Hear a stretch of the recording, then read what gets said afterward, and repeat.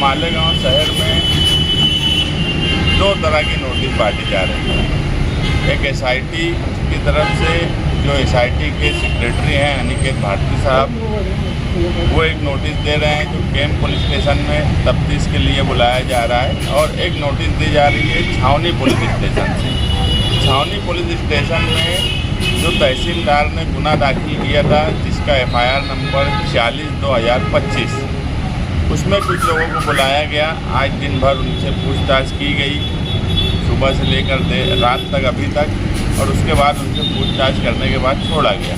और बड़ी तादाद में जो है SIT की नोटिस आ रही है। लोगों में घबराहट है, परेशानी है, उसको दूर करने के लिए minority defence committee Asif Shaikh की जानिब से सुबह 6 बजे से सुबह 10 बजे से शाम 6 बजे तक राष्ट्रवादी भवन में उनके लोग बैठ रहे हैं, और शाम में 6 बजे से रात 11 बजे तक समाजवादी के जिम्मेदारान बैठ रहे हैं, ताकि लोगों में कागजात को लेकर एक बेचैनी है। मामूली कुछ मिस्टेक अगर लोगों से हो गई है कागजात में, तो उसको किस तरह से हल किया जाए, वहाँ जाकर किस तरह से बातचीत की जाए, और पेपर उनको सही तरीके से हम बता दें कि ये सब पेपर ले जाना है जीरोक्स, ताकि उनको वहाँ कोई परेशानी ना हो, क्योंकि दिन भर वहाँ लग रहा है। ये समझ लो एक हेल्प का ज़रिया है। हम लोग कानूनी तौर पर हमारे वकील जो मदद कर रहे हैं कोर्ट में, वो भी कर रहे हैं। हम जमहूरी तौर पर जो कर सकते हैं तहरीक के ज़रिए, वो भी हम कर रहे हैं, ताकि ये मैसेज जाए कि कोई बांग्लादेशी नहीं है। और ये जो नोटिस बढ़ रही है, अब इसमें कुछ मामले ऐसे आए कि जिनका बर्थ सर्टिफिकेट अभी तक नहीं मिला।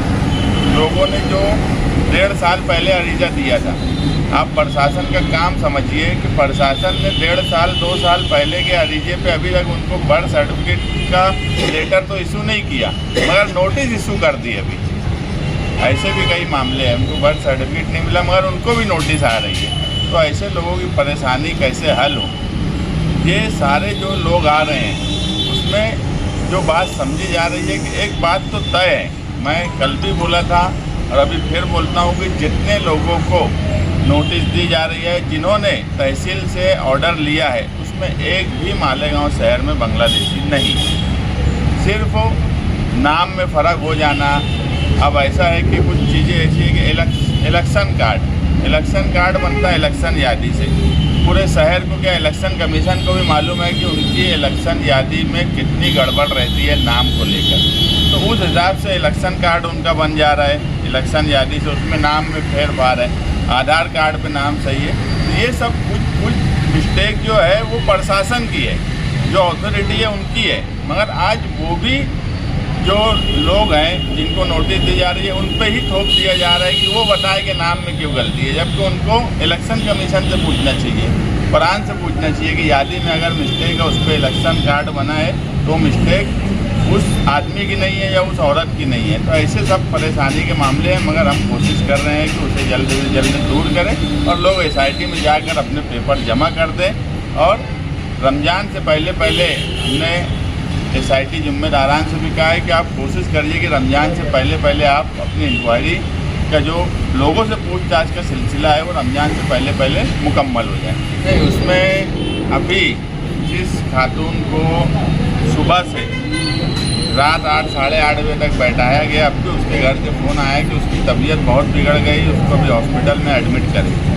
बोलने का मतलब ये है कि दिन भर कोई, अब एक औरत है, उसको कुछ इतना नहीं समझता कि वो दिन भर लोगों के सवाल और डिपार्टमेंट के सवाल के जवाब दे सके।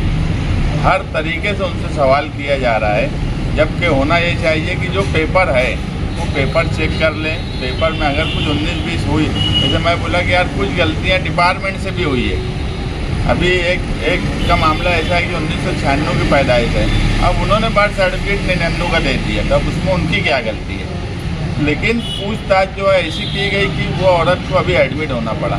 जो एक आदमी था वो भी आकर गया, वो खुद ये बात बोला कि यार इतने ज़्यादा हमसे अलग अलग ढंग से पूछा जा रहा है कि हम लोग जवाब नहीं दे पाते, कई तरह की साइन ली जा रही है। मेरा सिर्फ प्रशासन से ये बोलना है कि आप पूरी इंक्वायरी करिए। मगर छावनी पुलिस स्टेशन में जिस तरीके से इंक्वायरी की जा रही है वो कहीं ना कहीं एक डर और खौफ का माहौल, और हो सकता है इससे कोई आगे किसी की तबीयत बिगड़ जाए, जैसे अभी बिगड़ गई, कोई हादसा हो जाए तो इसका जिम्मेदार कौन होगा।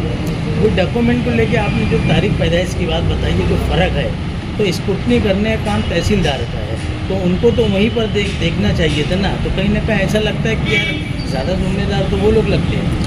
सच बात यही है कि कोई भी पेपर अगर हम जो अथॉरिटी को दे रहे हैं, जो एजेंसी काम करती है, वो उसकी जिम्मेदारी है कि वो उसको चेक करे। इसीलिए कल हमारे धरने में ये बोला गया कि तहसीलदार से लेके कमिश्नर, ये सब अथॉरिटी है, ये सब कनेक्टेड लोग हैं, कारपोरेशन, तहसील ऑफिस, तो इन लोगों पे गुनाह क्यों दाखिल नहीं होता।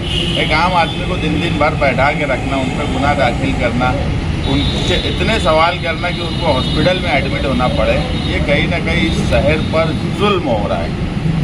यानी एक साफ अल्फाज में मैं बोलूँ तो मालेगांव शहर की गरीब आवाम पर सरकार और प्रशासन जुल्म कर रही है।